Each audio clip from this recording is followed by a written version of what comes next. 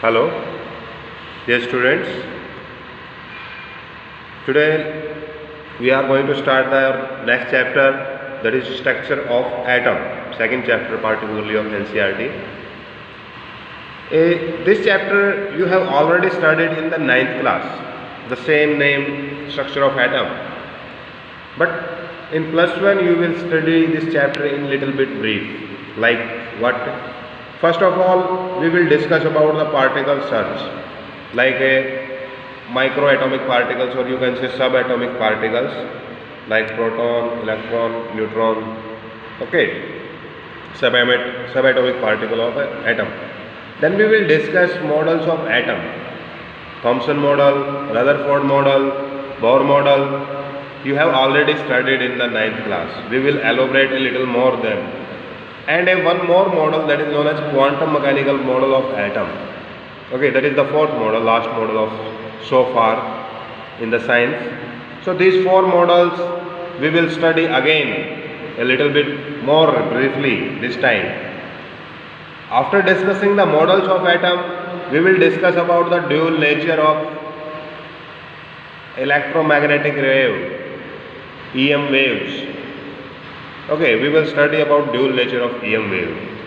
Then two important concepts. These are on scientist name, that is de Broglie and Heisenberg. These two concepts are quite important on basis of the matter dualism. This is on dual nature of wave. This is dual nature of matter particularly. Okay, matter dualism solved by these. So these we will discuss. After we will enter into the some orbital concept, which is given by quantum mechanical model. Okay, which is given by quantum mechanical model, orbital, and we will discuss some principle about related them, like Abba, okay, Hunds, Pauli. These some principle important, and at last we will discuss the electronic configuration. We will discuss electronic configurations of atom. This is the last topic for our chapter in the second one. So these are the main topics we are going to study in this particular structure of atom. So now let's start with the first topic, that is your particle search particularly. We know that in ninth class you have studied that Greek and Indian philosophers, they have considered matter as continuous, made up of blocks, mean to say. But in 18th century, you know that 18th century Dalton particularly, Greek particularly, he is a school teacher, proposed a model on the basis of the atoms. Atoms mean indivisible. That is also a Greek letter, indivisible. Okay, derived from atomio, which means indivisible. Okay, he gives the Dalton atomic theory. You very well aware of the Dalton atomic theory, that atom. In first chapter also we have studied the Dalton atomic theory. So mostly research goes on, but in mid 18th particularly, around about 1830, a scientist, particularly Michael Faraday, did a electrical chemical test, or you can say electrical passing through liquid solutions. Okay, and he that elements, or you can say matter, is depositing, or you can say liberated when the matter formed is gaseous at opposite electrodes. So this experiment of Michael Faraday proves what? That yes, matter is taken, if a deposition of the matter is taking place, then it means there are some minor particles existing than the atoms. which are responsible for the particle, means to say which are particle nature particularly. They are complete particles that are letting the actions happens of deposition or liberation of the at the opposite electrodes. Now the same time scientist Michael Faraday in late 19th century, okay, in late 19th century did the experiment, particularly a famous experiment known as cathode ray discharge experiment. Cathode ray discharge experiment. How it is gone on, let's discuss. He taken a cathode ray discharge tube. It have a discharge tube particularly. I am constructing that. This is a glass tube particularly. You let one hole open here. Okay. This is discharge tube. Okay. Now here are two metal, particularly thin metal plates, which will act as one as anode, another as cathode. Okay. Now we will provide electricity from the outside. Now this is here we left a vent. Why? To create vacuum, or you can call it create vacuum pump. Why we are creating vacuum? Let's discuss that well. So this is the setup. This is glass made tube, thin metal, electrodes,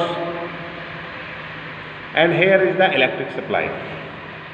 So now what is inside this tube? We have gas, and gases are poor conductor. Okay, but can be conducting. Gas can be conducting if pressure is quite low. Pressure is low and high voltage is applied. In that condition, the gases will conduct. So the same thing did by the Faraday, that he used high voltage over here and he maintained here very low pressure by using this vacuum pump. And after applying the high voltage, he will see that the gases, there is an electrical discharge in the tube, means to say gases start conducting. How it is proved that yes, it is conducting? Because in the next case, here behind anode, he put here a metal. This particularly, this surface get coated with a phosphorescent material. Phosphorescent material like zinc sulfide is a phosphorescent material. He coated this behind the anode, okay, this tube with zinc sulfide, and he made holes like this thin plate. He made holes in this pin. So here are holes in anode. So he will see that when he start repeat the experiment, same one, keeping the voltage high and pressure low, at that time he see that there are spots, or you can say bright spots on the zinc sulfide screen, which proves that these rays which are moving from cathode to anode, there are rays from cathode to anode and made up of some particle. Okay, so this is the whole cathode ray discharge experiment. We must have holes in anode which prove, and a zinc sulfide screen which proves the presence of the cathode rays, mean to say some particle. Okay, so now what the conclusions he derived from this experiment? The first thing, he termed those rays cathode. So cathode rays travel from cathode towards anode. always. Okay. Second thing, you know that a fluorescent bright spot on zinc sulfide screen proves that cathode rays are made up of some particles.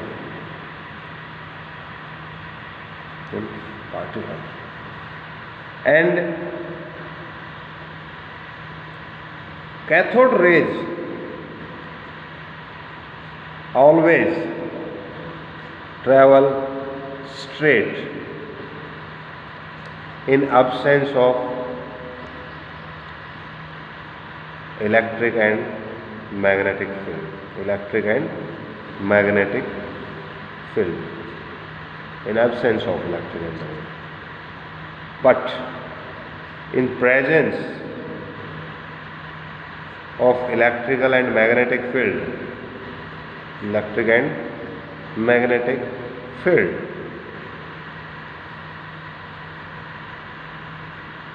rays behavior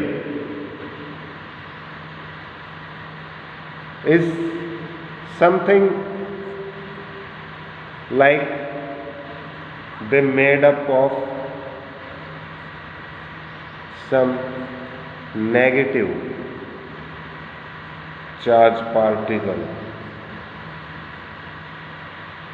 known as today electron. So this is the first subatomic particle which is discovered by whom? Michael Faraday, by applying cathode ray discharge tube experiment. Okay, you must know how he performed the cathode ray experiment and what are the various properties regarding the cathode rays, and on what basis he concluded that the subatomic particle is electron. Okay, so today we have discussed the introduction of this chapter and how the research of electrons take place. Okay, we will discuss the study of the different subatomic particle in the next lectures. Now today your homework is first read up to the topic, second sort out 10 cues and answer in rough note. So, thank you.